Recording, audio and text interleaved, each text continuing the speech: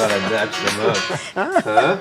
Yeah, That's my alarm. I didn't realize I was All right. thoughts were going to be on show. Welcome, everyone. So we are live, Stand up. guys. Are you ready? Ready. Yeah, so this was intended to be just all things appraisals, but I thought this morning it would be better to be called Two Guys and a Gal or Two Appraisers and a Loan Officer. Well, now we have an extra loan officer. Jason Mavora is here also, live and in person. If you haven't met him yet, he's one of our newest loan officers for Prosperity Lending. But I have the pleasure to introduce our two appraisers. Many of you know Harry. He always comes out. He always comes on the fly for me and answers a lot of questions, but also comes out and shares a lot of different information. It's been about, I think it was last year, right? October-ish, or I think COVID shut us down. was it pre-COVID? Yeah, I think so. Oh, okay. So I haven't seen you Shut since. down your film career? Yeah. Yeah. So I have Harry Schmalz with Benchmark Appraisals, and then we have Brent Jones here with R3 Appraisals. Is that right? R3 Appraisal Management. Appraisal Management. Both of them are very, I'm going to let them actually introduce themselves, but we are, they have been on our panel, our appraisal panel. I know a lot of people talk a lot about, the appraisal management or appraisal companies and then appraisers on our panels. With Prosperity Lending, we do have the joy of selecting our appraisers, even though we have them on a panel selection. And Harry has been on our panel for many, many years. I think multiple moves that we've been on. Yeah. We always move you with us. And then Brent also, long time in the industry, but definitely been, we've now added him because he's an exemplary appraiser here for us. So, was that a big word? Delivered an appraisal in that. Yes, and he hasn't pretty yet good. given us an appraisal, but we're excited to see what that Start out is. at a 10. That's Exactly. So let's just start off with basically, if you guys want to tell me a little bit about yourselves and. Not much to tell about me. I've been an appraiser for about 30 years now. Owner of Benchmark Appraisals. Worked with Shelley for years. Do all kinds of things from chicken coops to $1 million deals. Chicken coops? Yeah. Really? Yeah, I did one at Mount Charleston yesterday. Oh, well, we have a listing out of Mount Charleston. We'll have to, how did that appraise? Was it pretty good? Oh yeah, Mount Charleston. We're giving you all those. Yeah. You're going to be the Mount Charleston specialist from right. here. Go. That's funny. So I've been in the industry as well. I started in 1990. Harry and I were actually interns together. That's right. That's right. And we had a pretty small place with a lot of appraisers in there, and it was not pretty. It was kind of a sweatshop at that point. It's a mash unit. Was that before they actually you guys had to go through some like licensing? No, and testing, or we you- had to go 2 years. We both interned under the same appraiser, a guy named Mark Berry, who was at it for years and years. Wow. And it's nice to know that when you're done being an appraiser, you can go open a Mexican restaurant, because that's what he ended up doing. I hope he's listening to this. Good to know. That's what our next career will be. Right. But I've had my own practice that long after I interned, and then I went to work for Fannie Mae from 2009 to 2014 when the market had turned around. And so my background is really as a review appraiser, and so I'm able to see a lot of things. And in owning an appraisal management company with Harry as my partner, we're able to see a lot of things, and really the most important thing that anybody cares about is, why do appraisals come in low, right? I mean, you guys don't care about us, right? I do, Brent. I do don't care think about you. Do. I don't know. We do not like it. This is a tough market. I mean, I think Shelley asked me what I wanted to talk about today, and really the goal is if you have any questions, I want them answered. We're a resource for you. I'm going to give everybody my card. My contact information, Shelley, you can share. Whatever questions you have today, if they don't get answered, we're a resource for you and your people. That's awesome. And that really, this is the number one reason I wanted to bring our appraisers here, is because I've had a lot of questions. As we're making, it's a competitive market today, and as you're making these offers for our buyers, a lot of them are over sales price, right, or over list price. And the biggest question for me is, what is this going to look like on an appraisal? Well, I figured I would bring in the experts to really answer those questions, along with other questions that you may have. So I do have a couple questions. I know you wanted to chat a little bit about. We can. You want to your start? questions I only have first. 45, so Okay. we've got 1 minute. I don't even have my watch on. Good. Harry, you take the first one. Okay. All right, okay, so the first one is obviously the market today, right? it's super hot. I think Tom Blanchard has told us for the last 6 months, the market is hot, it's on fire, we're running out of steam. What does that look like from a value standpoint from an appraiser's perspective? You want to field that one? Wow. So, That was a big one, sorry. well, there's a bunch to unpack there, but first of all, like, we don't know if the market's running out of steam yet. I mean, appraisers are always looking historically. So you guys are kind of on the cutting edge, like you know what's going on out there. And I know inventory's super low, so it just goes to show that the prices are going to go up. Yeah. And as an appraiser, it's really hard to keep up with those rapid prices because again we're historical. So it is what it is. We just have to wait it out. Who knows when the light switch is going to turn off and it's going to go down? I mean, no one knows. No one has a crystal ball. Are you seeing, I think the other question that I always hear is, how are we seeing any types of positive adjustments because of the shortage of inventory, and how does that affect No, absolutely. We talked about that earlier. We do an annual increase, and then we just break that into months. If we're using a comp that's 6 months old, we're going to give it 6 months of inflation value.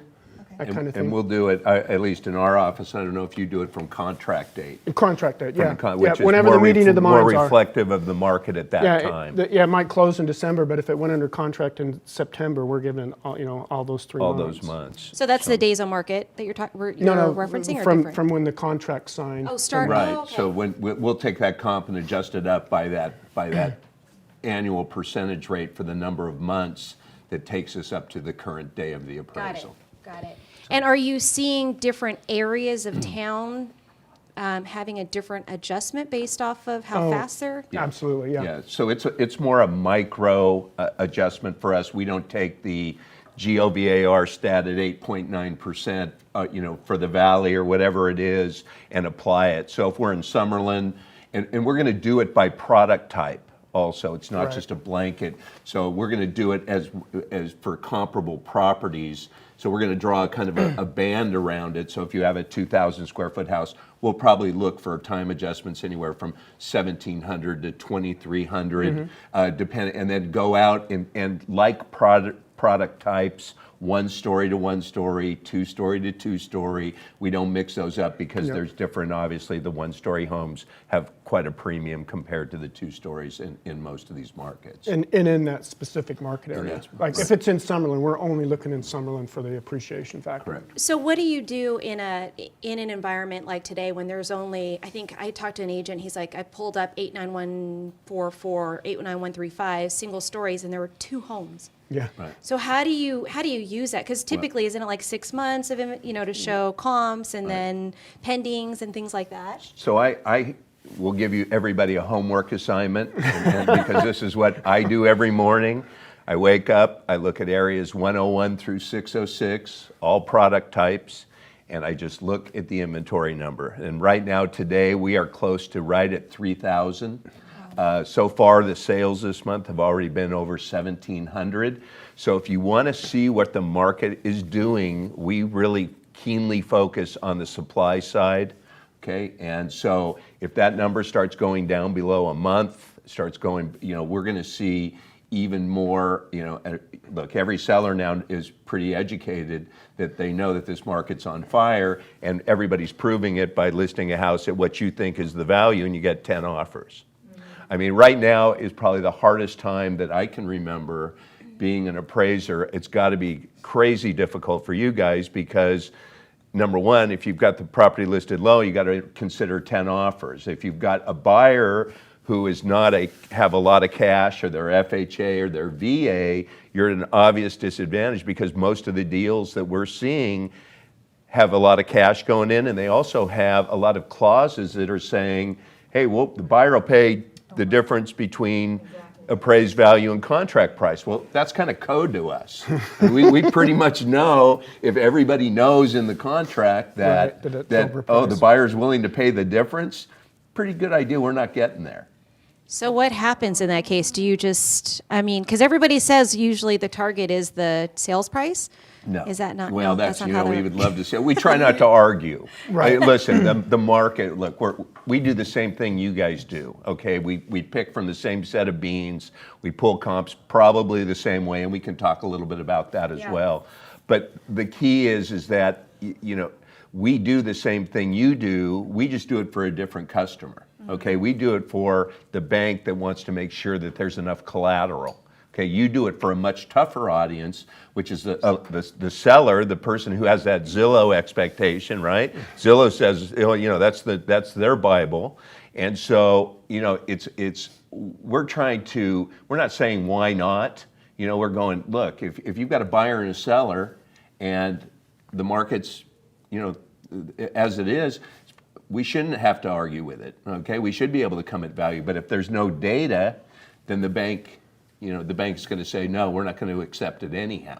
Yeah. So there's really two different values, what buyers are willing to pay in this market and what banks are willing to finance. Got it. So will it make it more difficult if we have less homes on the market for you to evaluate for that value, or do you know what I'm saying? Yeah, there's still plenty. We're very lucky here. I mean, there's some markets where we do business as the AMC where very limited data, and very difficult homes because there's a lot of older homes, 100-year-old homes. This is a pretty easy market to be an appraiser in and price a property. Stucco tile, 2-story to 2-story, 1-story to 1-story. If you've got a manufactured home, compare it to manufactured homes. You got a townhome, compare it to townhomes. It's all pretty commonsensical, okay? And in this market, what we're doing is we're expanding out our proximity, because we want to get the most current comp we can get, because a comp that closed in November now is kind of old. Yeah. Okay, I mean, totally different market. So, because if that comp closed in November, probably went into contract in September, and I mean, so now we're in a totally different market. So that's kind of my thought process when I'm pulling comps now, is I'm willing to go further out and trying to find those homes that have sold in February. That are closer to, because they're current It's closer, and still model right, matched. or close enough in square footage. I mean, Got are you doing the same thing? Mm-hmm. Yeah. Absolutely.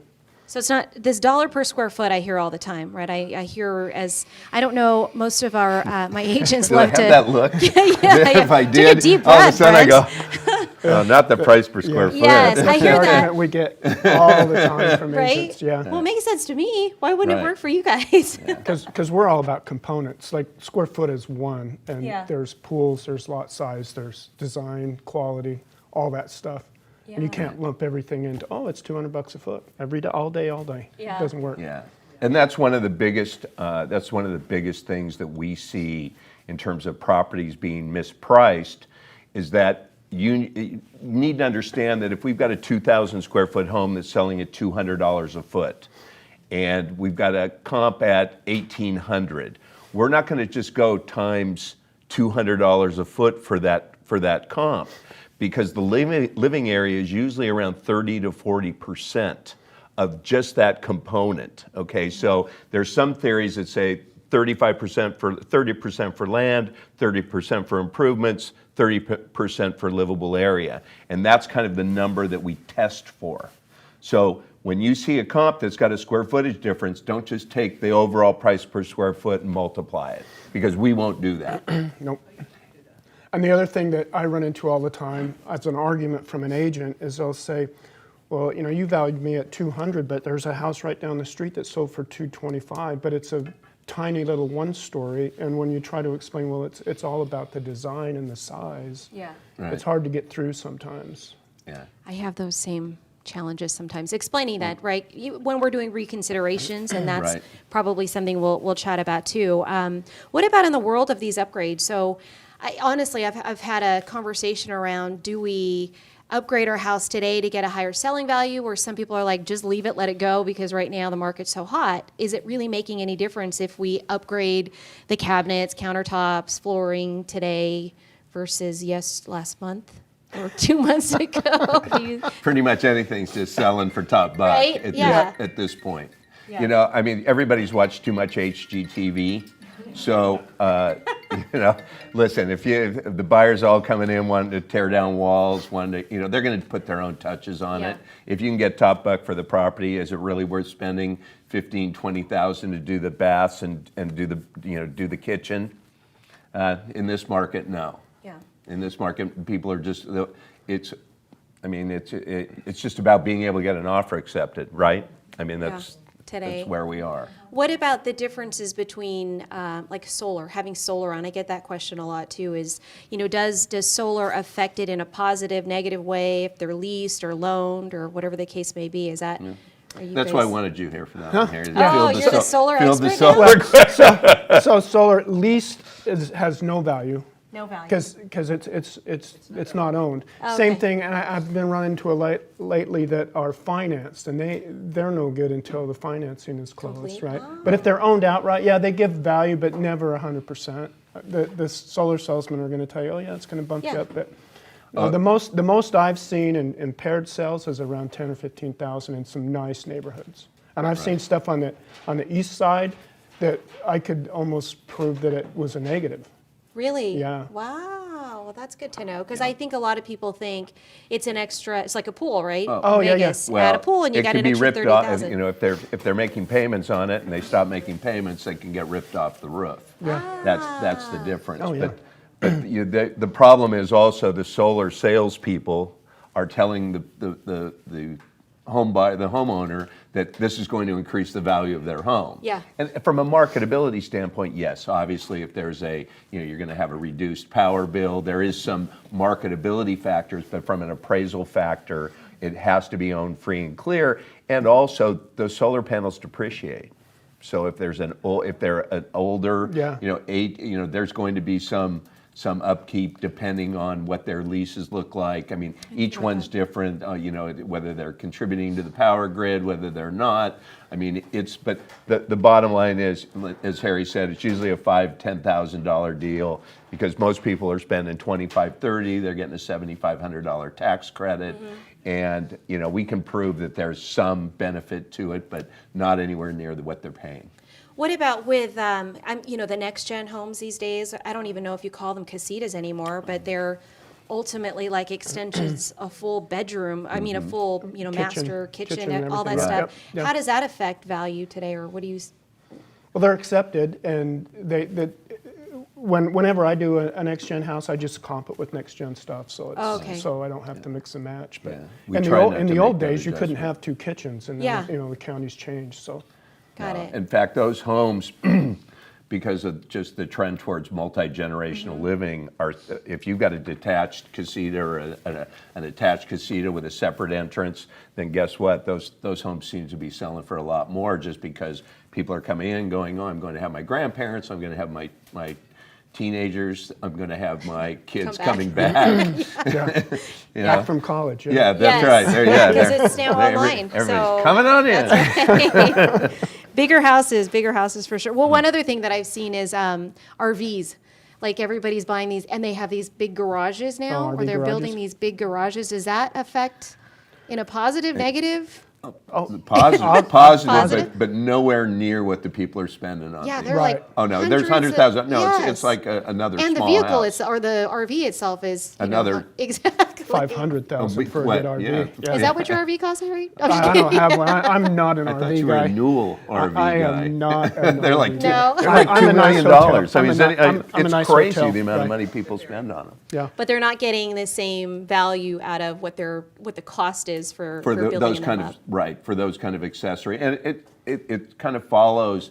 What we do is we look at any kind of improvement, whether it's a pool or whether it's a garage. We look at it as a percentage. Okay, how much is it contributing?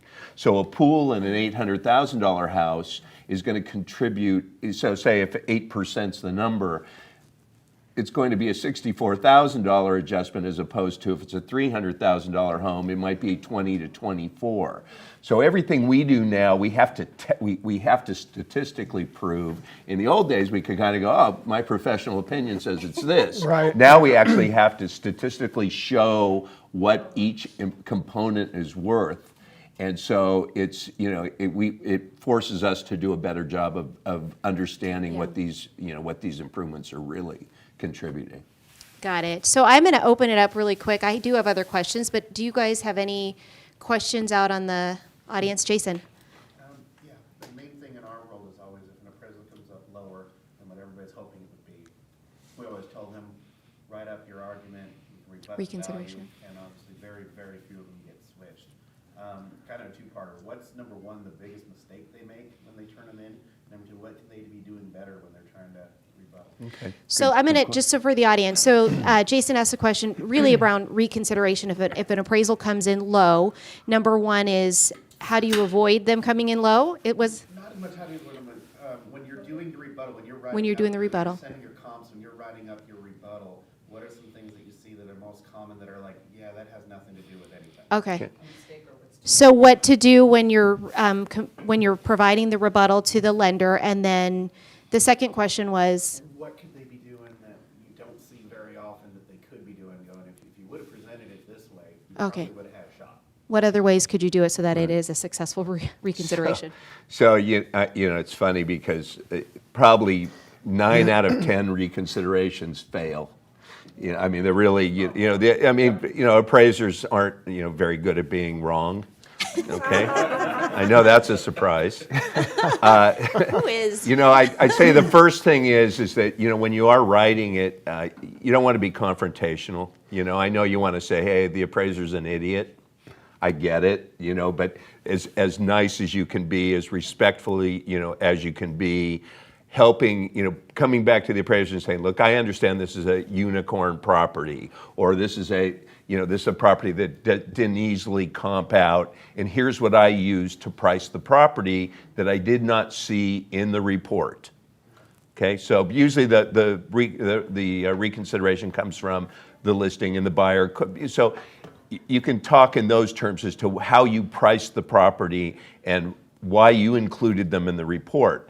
But the biggest mistakes that I see is that, again, they'll use a one-story, 1,200 square foot house, and they'll do the price per square foot argument, which is not the argument. We want like comps, okay? If it's a 3,000 square foot, two-story home, give us something from 2,700 to 3,500 even, okay? But give us like properties that we really have something that we can go back and go, you know what, maybe I did miss something here, okay? And I've absolutely changed values when I've been presented data that I didn't use. They might have gone out a little further, but don't hop from a pocket subdivision to a master plan. If you've got homes on bordering Wallapai in the lakes, don't go to Summerlin. Okay, we're not, in the old days we could kind of just do what we wanted. We can't ignore the close, proximate, most recent sales just to make the deal work by going out 1.5 miles. Okay, so that I think that's it, and just be very factual. Okay, and the other thing is, if anybody does have one, if you've got any low appraisals, Shelley, any of your clients, I'm more than happy to take a look at them. It takes me 5 minutes. I'll look at it, see if there's anything that can help you turn the appraiser, maybe and move them upward. Because right now, this market, we're all, we're trying to guess what appreciation is. We're trying to prove it, but that's going to be the biggest factor in deals coming in low. It's just the market itself. Yeah. Okay, so we lost like 4 bidding wars in the last couple weeks, VA, buyer. And then we're in pockets within Sky Canyon that don't have sizzlets. We've won on Friday, so yay. Oh, good. But out of 13. But we had to get very, very creative in the way that we presented the offer. And we did say that we would pay above the asking instead of them putting a down payment on, above the appraisal, excuse me. Right. But so I know, because we've been in these bidding wars, that there are going to be comps, but they may not be here in the next week or two before the appraisal goes out. Right. And what are we doing to, I know, what are you guys doing to, if you've got 13 people on every house willing to pay over appraisal, that's got to be reflected somewhere, and I just don't know Right. what to do when this appraisal comes up. Right. next. Well, it's when they close. I mean, for us, we're waiting for them to close. And with VA, you're going to get you'll get a notice of tidewater if Yeah. there is an issue. So by law, they need to come out to you and say, hey, guess what? We're having a problem. please supply us the comps that you used, and you have to go through a grid section.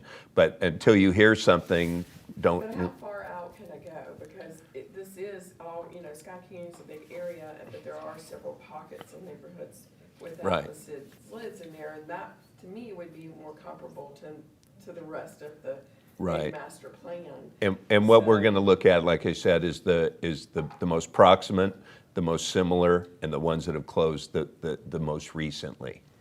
So, like I said, we're not going to go expand out to all of Sky Canyon. If we've got stuff that doesn't support it in the subdivision, that even when making time adjustments, we can't get to it. I think speaking to VA though, specifically with Tidewater, you have the right to send as many, right? They're not limited to 4 or 5 or whatever. You can, because they don't tell you, hey, this one's coming in here, this one's coming in here. So I would put as much data behind the number as you can. Then I think they want closed sales though in it. Yeah, I think majority. that's what they do ask for. And also, sometimes I've done a Tidewater where they actually asked for specific numbers on the upgrades. Right. Oh, Oh, no, yeah. yeah, they want to, yeah. I don't know that that's the case anymore. They might have changed that. I'm not sure, because that was a lot, you guys were becoming appraisers. yeah, well, No, they yeah, I give us didn't the want- grid yeah. to complete. Yeah, don't send me a VA Tidewater deal. I'm not writing that up for you. That's, I drew my line. Yeah, there you go. Line in the sand. Does having a SID do anything to value? Oh, Okay, good question. I'm not saying because of Master of Cumberland or, Mountain's Edge or even Sky Point. I just want to know if you can't comp a house if it doesn't have, it wouldn't be. So your question is whether a SID has a different evaluation or valuation if your home is located inside of a community with a SID versus Like not. if you found your model match was outside that community, but it Yeah. was your model match. How I does that don't look affect- at, SIDS don't change my world either. Does it make a difference for you? No. Because it could be across the street, right? In most cases, or the They're all using the valuation. same amenities. Some of them are just paying for it long term. Right. Yeah, true, very true. What about we talked a little bit about the improvements and everything. So we're seeing a lot of flippers right now, right? Or not a lot of flippers, but a lot of improvements being done on homes and then resold at a higher value. What if I had a seller today that has done this? What's the best way to prepare for an appraisal appointment or an appraiser to come in and evaluate that home? Make a list and cost of everything they've done. Have it available for the appraiser. So if they just put signs up that said, I spent $50,000 on this kitchen upgrade and Just tear a little ballpark. page, just tear a little page out of that. And just say, yeah, kitchen 15 Yeah. grand, baths Yeah. 10, whatever. whatever the amounts are. Because we just need to build a case to the lender underwriter that says, hey, look, this is what they're telling us they put in, this is their costs, and so when we make an upgrade adjustment, we have some factual basis for it in our file. Got to it. make sure that Yeah. we've dotted our I's. Got it. So go ahead, you have a question? So on the flip side of Jason? On the flip side of Jason's question, is there something that you can do, like if you have a unique property and, be proactive versus reactive, such as the upgrades you're talking about, the comps or anything like that? Is there do's and don'ts that you would suggest or recommend to do or not to do? What would you do to help prepare a property for a good listing? Right. So one of the Okay. things we Appraisal. do in our appraisal management company is we have a program at the time of order. It's called Realtor Outreach. And we actually send you a link in order for you to tell us and tell the appraiser before the appointment everything you want them to know. So what comps you used, what the upgrades are, what comps you didn't use and why. Why they aren't comps. How many multiple offers, how many counter offers. We try and get all that information to the appraiser prior to him even going out. Number one, you don't have to go meet him. Number two, he's got all the information. Okay, so that's one of the things that we do differently, but really the main thing is to, when the appraiser's at the property, hand them your data, say, look, this is what I used to price the property. Here, the upgrades are in there. I'm gonna let you do your job. And do not let an appraiser in that house with a seller by themselves. I mean, every time they'll give us the tour, show us where the mold was. They'll tell us about the pool table and the $5 grand and the outside contract. I mean, we'll hear everything about that property. manage your seller. I know you sometimes, it's easy to just let the seller be there. I'm telling you what, they'll follow us around, right? I'll point out. It's not just point out me. new light It's not switches just me. yeah. Maybe I just have that kind of personality following me around. Well, you kind of have that look where you might need You a, do. know, I little might need guidance. help. You know what? This do. hip flexor thing's starting to hurt. Maybe they can get me a cane going. All right. So anyhow, did that answer your question? Did that answer your question? But I'll tell you, we've been doing this Realtor Outreach for it's almost been 4 years now. If you have gotten one on one of your one of the listings, the agents love it because you know what? It gives you a chance to tell us how you did, why you did it, and then you've done your job. You know, I mean, look, your job is to sell the house and sell the appraiser. And this seems to be the most what we've done in terms of orders that come through our clients in getting that information out. It's been real helpful. So just so they understand, so that would be from a lender for a buyer who has, for us. So right, any we deal, would- yeah. So through- when we you would order an come through the appraisal through our appraisal management company, we send that link out to, we can send it out to both buyers agents and listing agent for everybody to tell us everything we want to know. They send it to us. We make sure that it's all factual because we can't have, hey, we need this, or you know, your appraiser's an idiot again. And then we send it to the appraiser before he's He even gets a gone lot of out. hate mailers. What? Oh, yeah. He gets a lot of tough. Oh yeah, no, yeah. It's because we don't even like ourselves. Why would anybody else like it? So if they had a seller and they just wanted to do something like that, is that something that they could do on their own without having to go through? No, It has to go through- that's all part of the Realtor. actually you getting a loan, and that's the process. Okay, and it's called the Realtor. Realtor Outreach. Outreach, okay, Yeah. so that's And different we, than and we list do the assist. same. We also do the same thing for refi borrowers as well. We give them a chance to tell us all about the property before we go out, if Okay. they have done their improvements. That way, before we go out there, we can comp it to what we know has already been done to the property. Got it, So, got it. So, any other questions on, I'm going to ask a couple. That's a good Go ahead, question. Sherry. Yeah. So, I've got me to see if back we up have a little bit somebody about this outreach program. Okay, so I'm gonna say, Shelley, you know, I wanna make sure these numbers come in.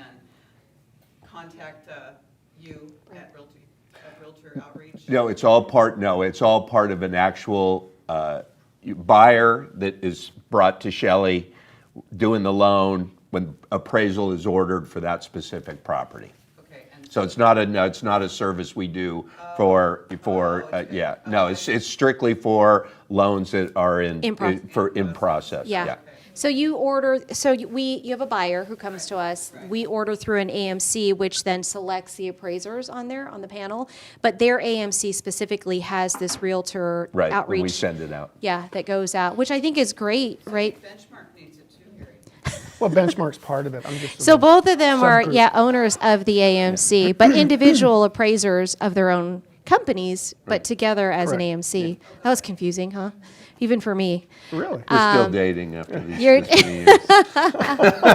So that was also the number one reason we wanted to bring them in here, because of that specific tool. So that happens to be something when we order directly through them, and now they're part of we order through an AMC, and the AMC then selects one of our appraisers, and that AMC now is R3, and so all of our orders will have this same tool basically that would come out to you as an agent, whether you're buyer or listing side, right? Right. That can provide that information. Right. Yeah. Yeah. I think it's great. I think Yeah, it's even a- for new construction, because we've done a lot of new construction in the past, and that's the one thing that our sales agents were kind of trained to do, is to pull the production key out, make sure that the appraiser goes to the sales office, and that they are there With they're all the equipped with info. all of the Oh, yeah. information.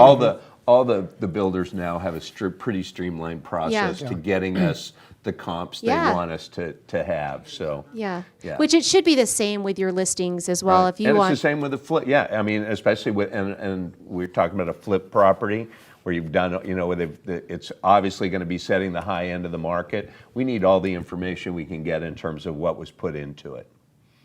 We might not believe it, but we'll at least get the information. Yeah, some of them seem a little inflated. Some a little high.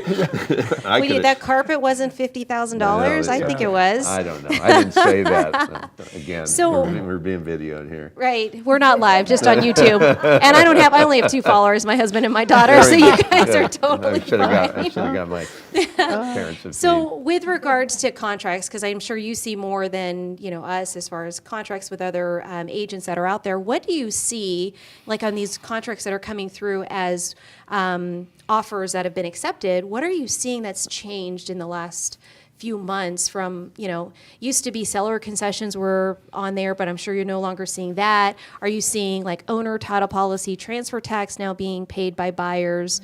What types of things are you seeing? Maybe that can help a buyer's agent help to be competitive today in getting their offer accepted. Is that a tricky question?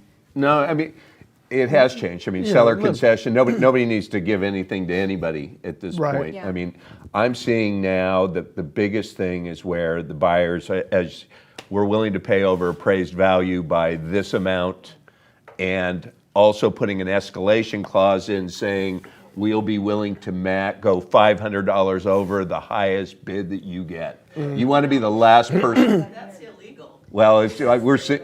You're seeing, Is it? We're So it's seeing signature, that, it's it's a- called an escalation clause, and we're seeing it.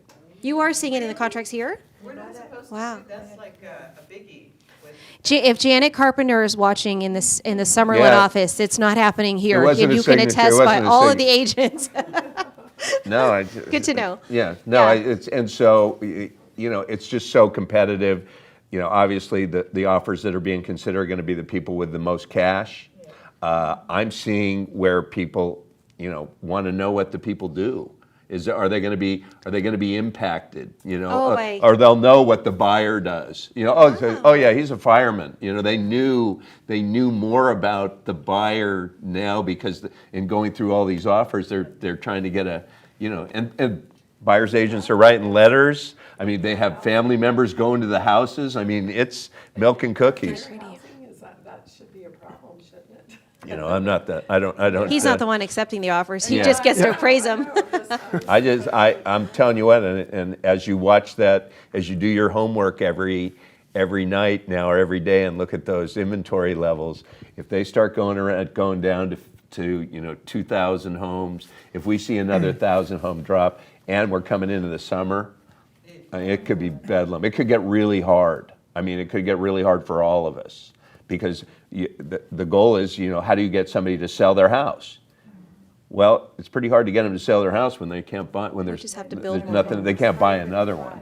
Yeah. So Are you- watch that inventory number. What about for new construction? Are you seeing that they're? Oh, they're just raising their prices. Yeah. Their base prices are going up crazy. You'll start seeing the co-ops are going down. We're seeing that now. You know what? There's some builders are now no longer, they don't care which lender people go to. You know what? They're just saying, hey, you're going to pay this price and you're on your own. But it's short-sighted, I think. Yeah. The builders need to realize that, without the realtors selling their properties, when it comes time to normal times, everybody will remember that. Well, and we kind of went through that, I think, in the past. We've had this conversation. Like, what are you seeing? Well, I guess pre-COVID, we didn't have this conversation since that was the last time I saw you. But a lot of people speculated that this was going to be that housing crisis that we went through before. Do you feel? I mean, obviously, we're in the shortage of inventory, all that. Right. Like this imaginary bubble is about to burst. What are your thoughts on that? This feels different, doesn't it? Yeah, it feels a little different. I think one of the biggest reasons is people have got some skin in the game now. Yeah. Like before, they had all those liar loans going on and all that kind of stuff. So I think it's a little more solid of a foundation, but it could still go backwards. Right. I think, with all these forbearances and the moratorium on foreclosures now being extended out to June, what would level the market out would be obviously a lot of REO properties or people to the point where they've got equity in their home and that's the money they've got. They don't have a job or they're in that situation where they have to sell their house. They're not going to sell their house while they're still not making, if they're not making Yeah. a payment.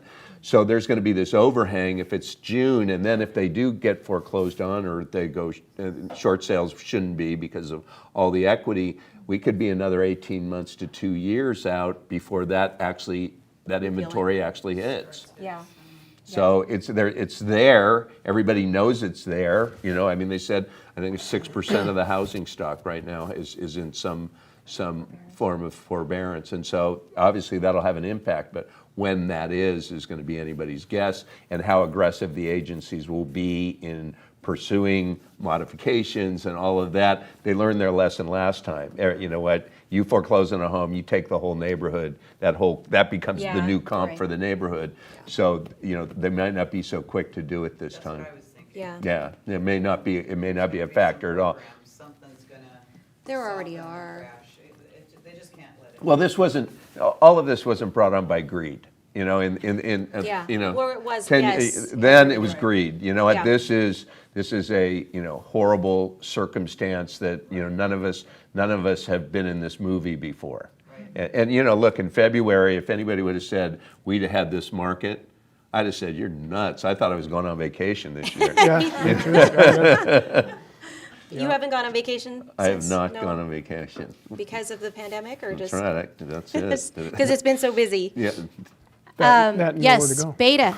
The audience, Question from the audience. with shortage of inventory, what is an appropriate percentage to price the home? For example, homes sell for 300K, but due to the shortage, sellers say they want the list for 310 or 320. With a shortage of inventory, what percentage would you? yeah, and, you know, we're real careful not to use ballparks, if you would. I think what you need to think about is, in that subdivision, look at where the last sale is, and then think about how far back it happened, and then apply an adjustment that you think is reasonable. Is it, you know, does it look like the market has increased 10% or 5%, whatever that number is, and apply it to the months of the contract or the comp. All I can tell you is, in this market, price it as high as that seller tells you they want to price it, because there's so many people with cash right now, they don't even care. You know what? I mean, they don't even need a lot of cash buyers, they don't even need appraisals. Don't worry about appraisals until you got a buyer who's got a loan. And somebody Well, in that's that what I'm price in range, business you'll get for, a lot of Brett. cash. What's that? I said that's what we're in business for. We got to get our buyers into. That's the hardest part, I know. right?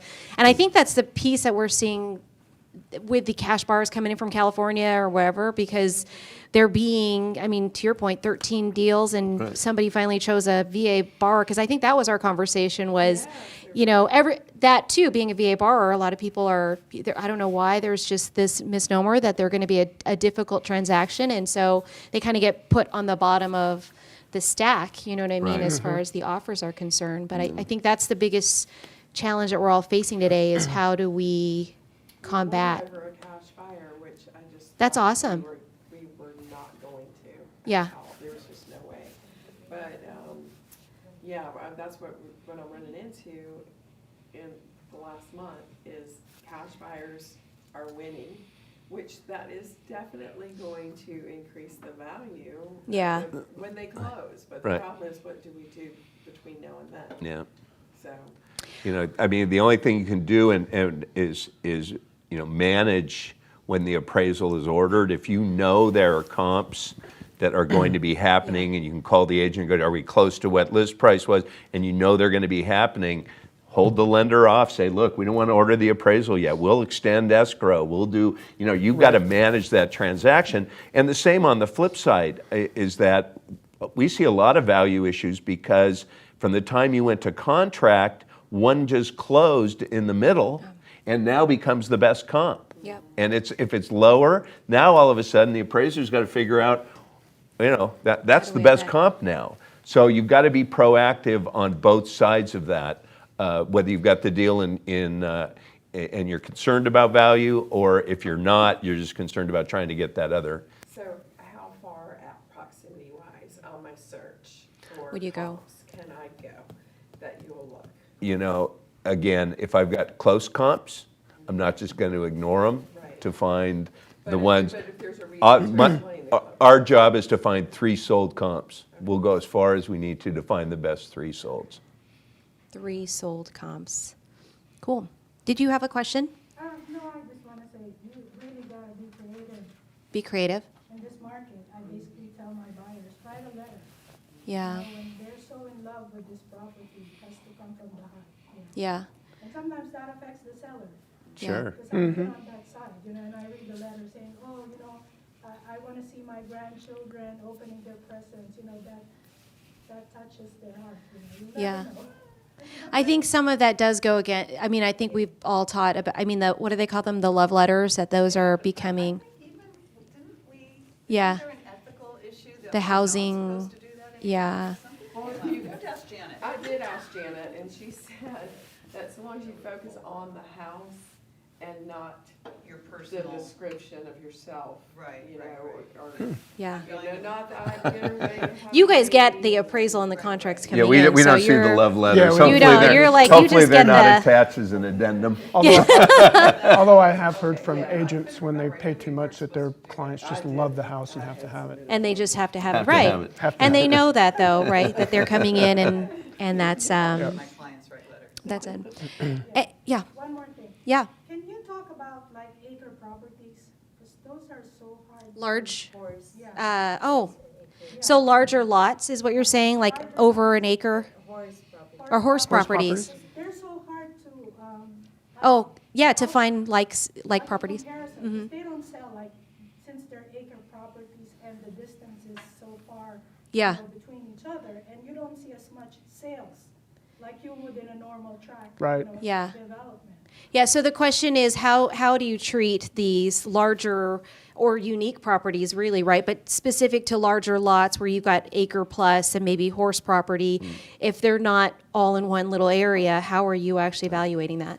You expand your search. Like when I do horse properties in the Northwest, I'll look clear down off of Blue Diamond if I can find something similar with, because that's your demographic you're working with. The horse people, they don't really care if they live north or south. They want the horse stuff, so. Yeah.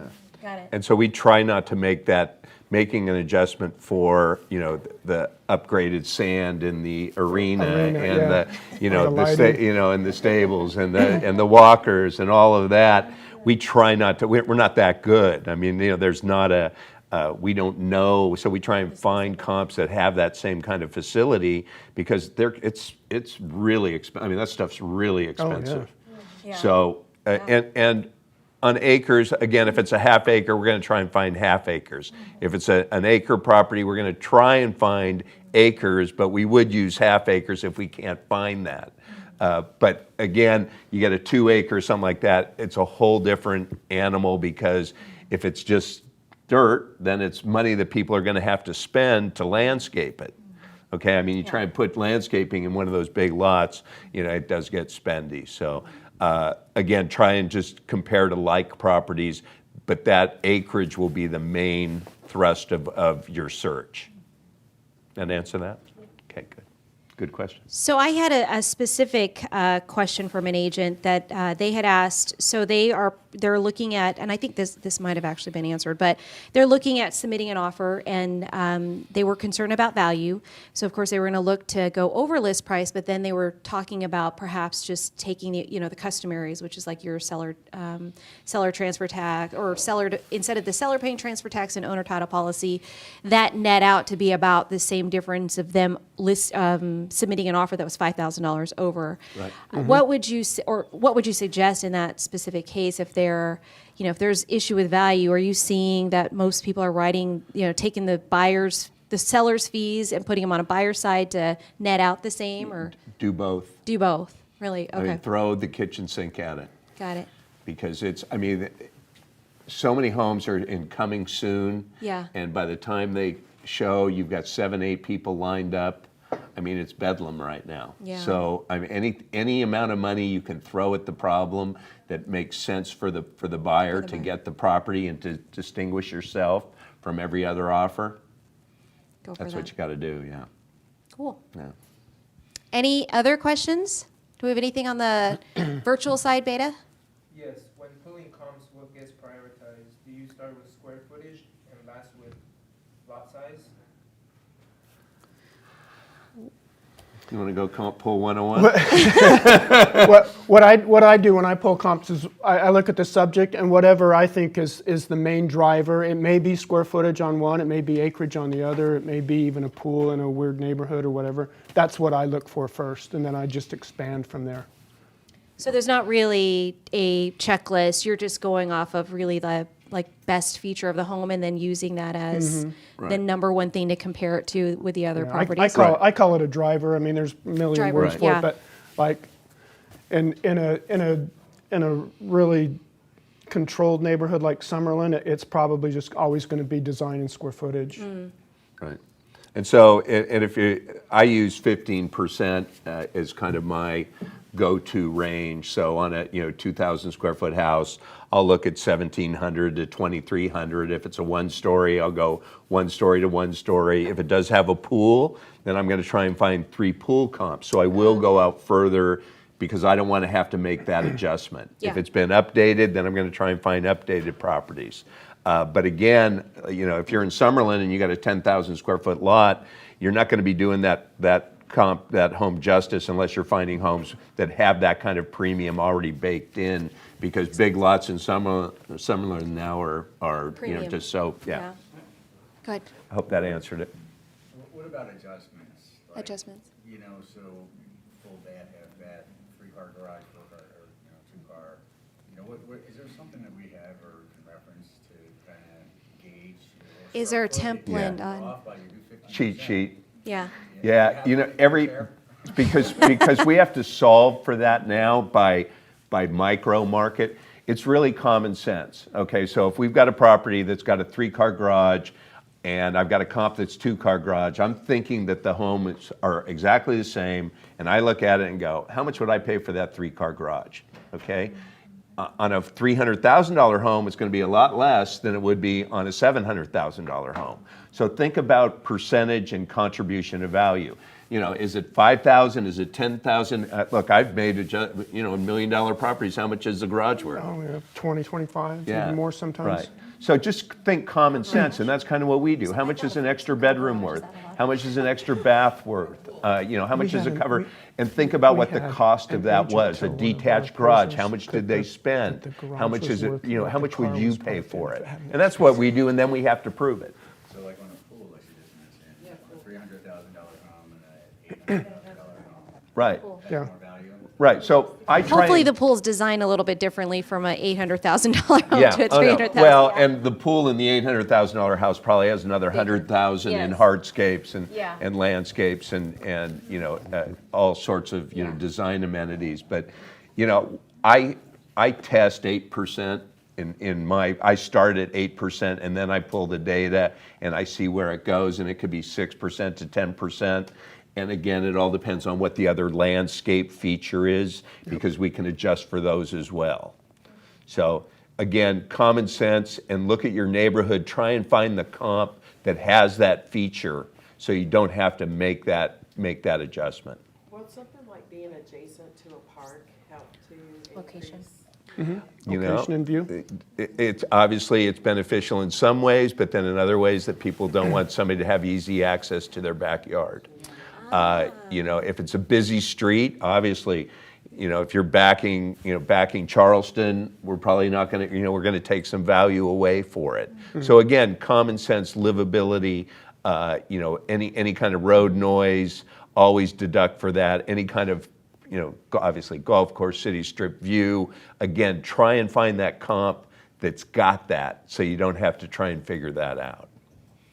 Brent, would this be a good time to bring this up? Yeah, or- we can. Yeah, absolutely. Okay. We can talk about this. So we offer a product here. I'll go ahead and hand this out here. I can do it, Brent. Oh, that's, all right. I'm good, He Hannah. used to walk anyway. All right, very good.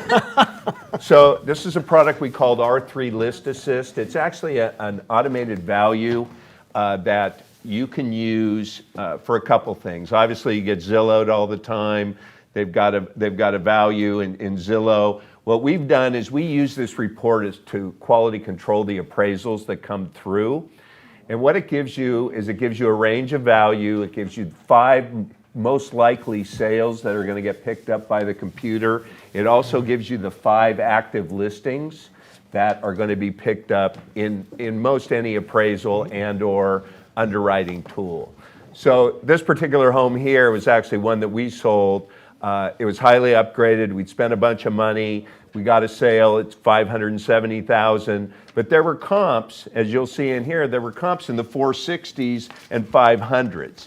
So the key to this tool is really to use this to identify the sales that you're going to want to talk to the appraiser about and have an understanding as to why. Okay, in our case, we'd spent $120,000. We got one right in the same street, 400 square feet bigger, that sold at 460.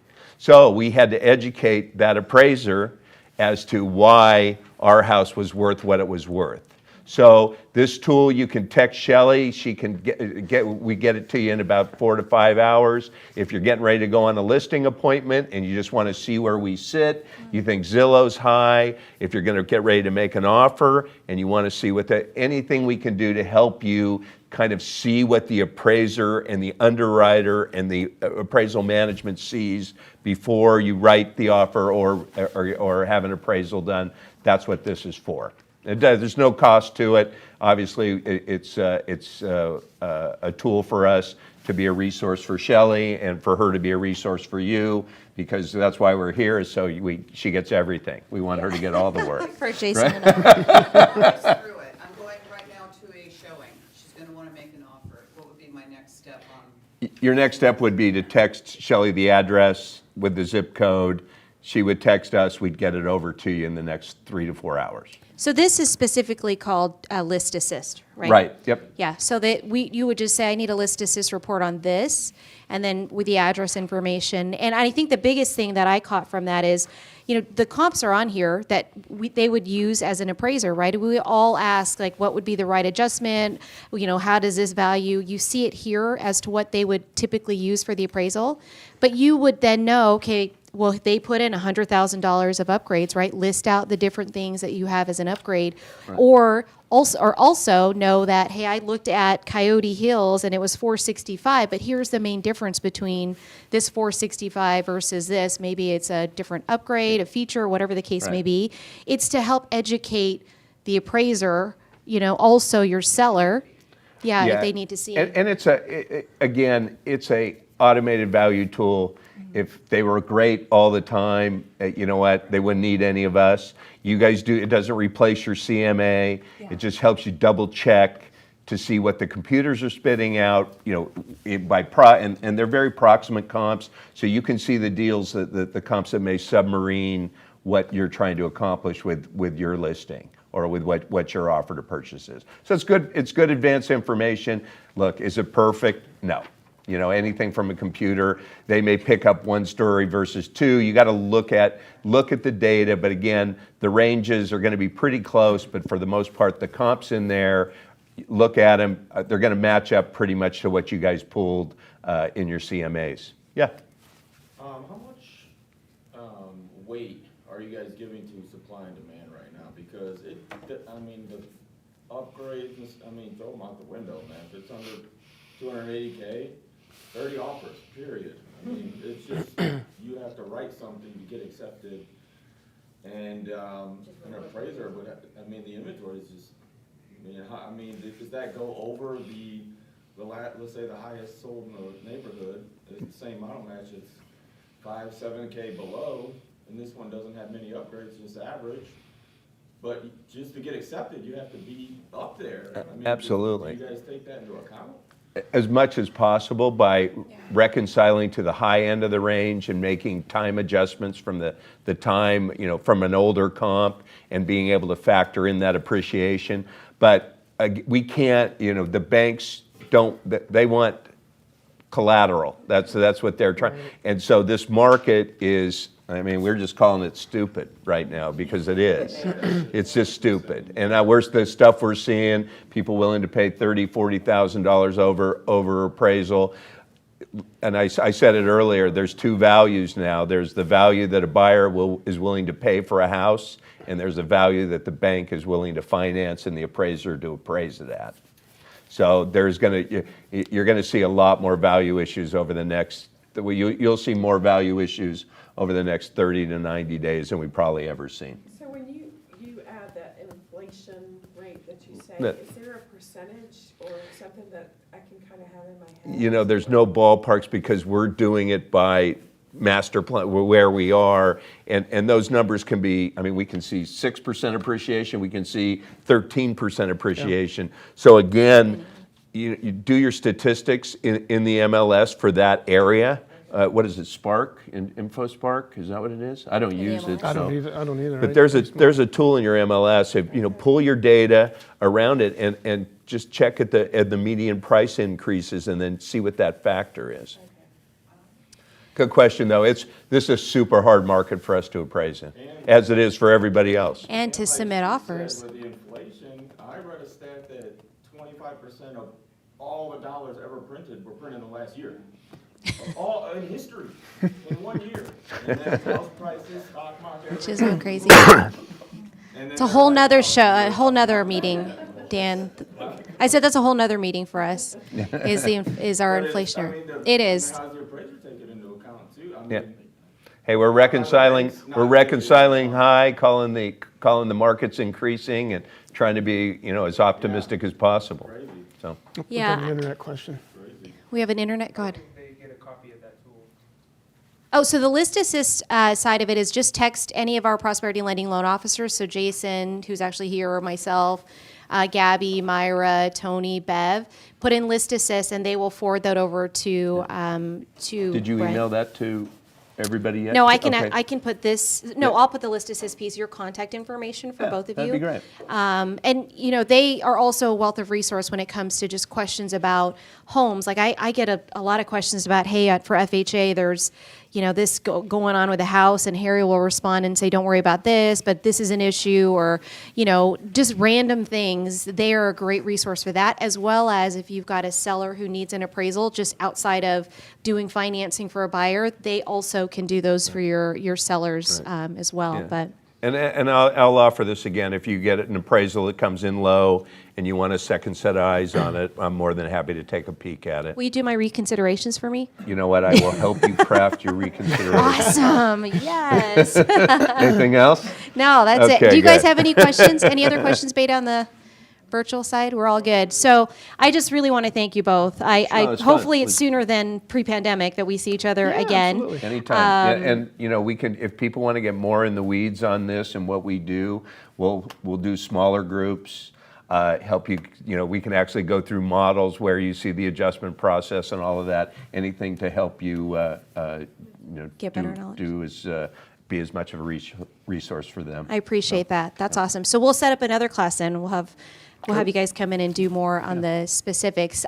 Thank you guys for coming out. Thank you to our virtual audience as well. And then thank you to Jason for popping in, and Betamax for helping with our visual aspect of it. So thank you guys. All right, guys, thanks. Enjoy the day.